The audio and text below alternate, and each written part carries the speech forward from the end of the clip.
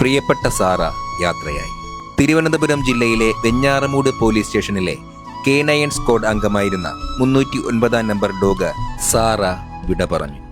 സാറയുടെ ജനനം ഗോളയാറിലായിരുന്നുവെങ്കിലും BSFന്റെ ട്രെയിനിങ്ങും കഴിഞ്ഞ് കേരള പോലീസ് K9 സ്ക്വാഡിലേക്ക് അവൾ നിയോഗിക്കപ്പെടുകയായിരുന്നു. സാറയ്ക്ക് 8 വയസ്സ് കഴിഞ്ഞിരുന്നു. കഴിഞ്ഞ 7 വർഷത്തിന് മുകളിലായി K9 സ്ക്വാഡിന്റെ വെഞ്ഞാറമൂട് ഡിവിഷനിലായിരുന്നു ജർമ്മൻ ഷെപ്പേർഡ് ഇനത്തിൽപ്പെട്ട സാറ ഉണ്ടായിരുന്നത്. എല്ലാ ഔദ്യോഗിക ബഹുമതികളും ഏറ്റുവാങ്ങിയാണ് സാറ ഡിപ്പാർട്ട്മെന്റിനോടും ഈ ലോകത്തോടും വിട പറഞ്ഞത്. ഓഗസ്റ്റ് 3 മുതൽ കുടപ്പനക്കുന്ന് ഹോസ്പിറ്റലിൽ ചികിത്സയിൽ കഴിഞ്ഞു വരികയായിരുന്നു. കഴിഞ്ഞ ദിവസം വൃക്ക സംബന്ധമായ രോഗം മൂർച്ഛിക്കുകയും തുടർന്ന് മരണത്തിന് കീഴടങ്ങുകയുമായിരുന്നു സാറ.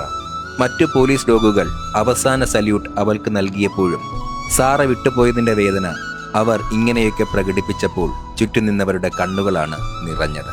പ്രിയപ്പെട്ടവർ നഷ്ടപ്പെടുമ്പോഴുള്ള വേദന മൃഗങ്ങൾക്കും മനുഷ്യർക്കുമെല്ലാം ഒരുപോലെ തന്നെയാണ്.